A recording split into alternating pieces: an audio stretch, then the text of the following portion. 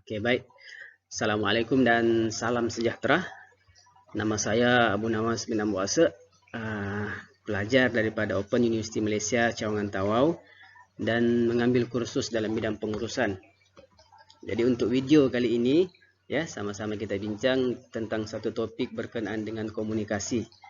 Oke, tentang komunikasi, kalau kita lihat di sini, komunikasi ini jelas memperlihatkan kepada kita tentang cabaran-cabaran yang dia hadapi dan apa keberkesanan komunikasi itu sendiri dalam kalangan penduduk dunia, khususnya kita di Malaysia, ya.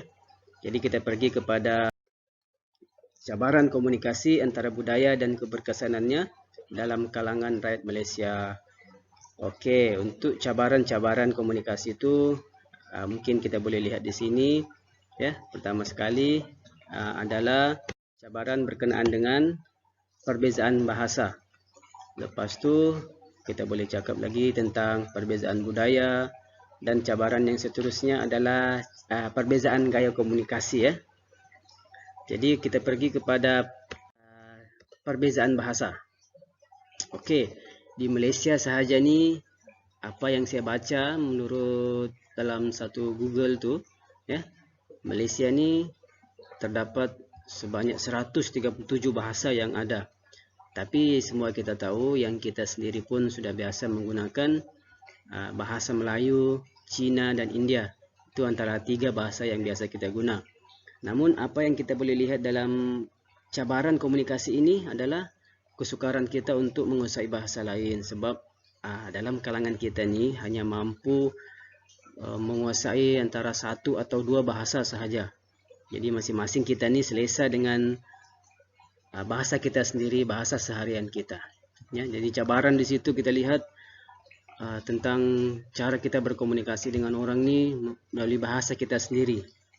Susah untuk kita berkomunikasi dalam pelbagai bahasa. Jadi di situ dilihat sebagai satu cabaran. Jadi sebagai contoh, komunikasi yang melibatkan pelbagai bahasa adalah dalam negara kita yang biasa kita lihat, ya, seperti majlis peringkat global yang macam acara sukan.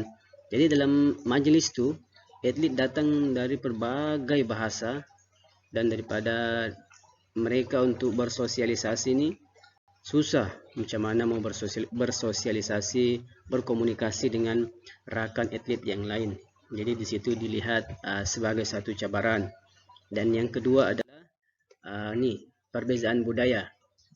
Jadi kalau kita lihat cabaran komunikasi di sini, kalau kita lihat perbezaan budaya, boleh timbul salah faham sekiranya kita tidak memahami budaya orang lain, ya, menyebabkan komunikasi ini tidak dapat dijalankan dengan lancar, dan kita selalu menganggap kita punya budaya ini sama dengan orang lain. Dan kalau kita bercakap lagi tentang budaya, bila kita sampai ke tempat orang, kita mengambil masa untuk beradaptasi dengan budaya orang. Ya, pengetahuan terhadap budaya ni akan mempengaruhi ataupun akan mempengaruhi budaya terhadap komunikasi. Sebagai contoh, ya, perbezaan budaya yang kita boleh cakap di sini, seorang pelajar Korea sedang sibuk dengan belajar kerana akan ada peperiksaan pada esok. Kebetulannya pada dia belajar tu datang pula rakannya daripada seorang rakyat Malaysia, dan dia memberitahu kepada rakannya tu bahawa sibuk. Lalu dia menutup pintu. Kalau biasa orang Korea ni komunikasi diorang secara terus terang, dan kalau kita Malaysia pula tidak terus terang. Jadi perbezaan budaya di situ mungkin menyebabkan kita timbul salah faham kalau kita tidak faham tentang bahasa ataupun budaya orang lain.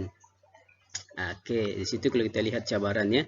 Dan kita pergi cabaran yang ketiga adalah perbezaan gaya komunikasi. Okey, perbezaan gaya komunikasi ini boleh kita lihat dari segi pendedahan diri, seperti tingkah laku, kegemaran, kerja dan belajar, wang serta personality. Di sini terlihat jelas terhadap 2 perbezaan gaya pendedahan diri, yaitu individualistik dan kolektivistik. Jadi di sini masing-masing antara 2 kelompok ini mempunyai gaya komunikasi yang tersendiri.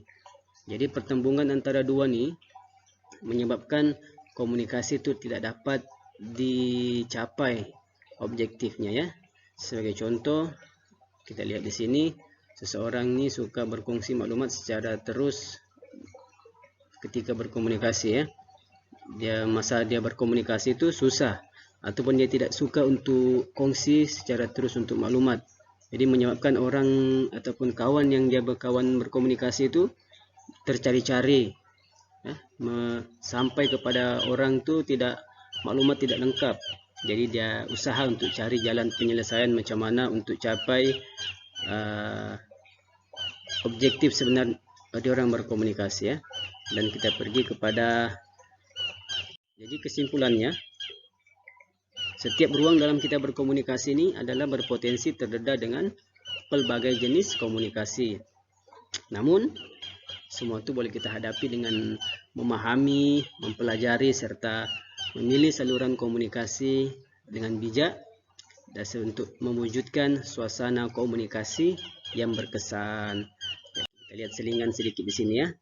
Oke, di sini bumi ya, dunia ini sudah pasti dipenuhi dengan dipenuhi dengan pelbagai budaya. Jadi dalam gambar-gambar ini sudah pasti memiliki bahasa ataupun budaya yang tersendiri untuk berkomunikasi. Jadi cabaran di sini sangat besar untuk sampai kepada satu tahap komunikasi yang berkesan ya. Jadi terpulang pada kita macam mana untuk memilih ataupun mengadaptasi ataupun untuk mencari solution, mencari cara tersendiri untuk mencapai komunikasi itu dapat dijalankan dengan berkesan ataupun sampai kepada apa yang kita inginkan. Oke, sekian, terima kasih.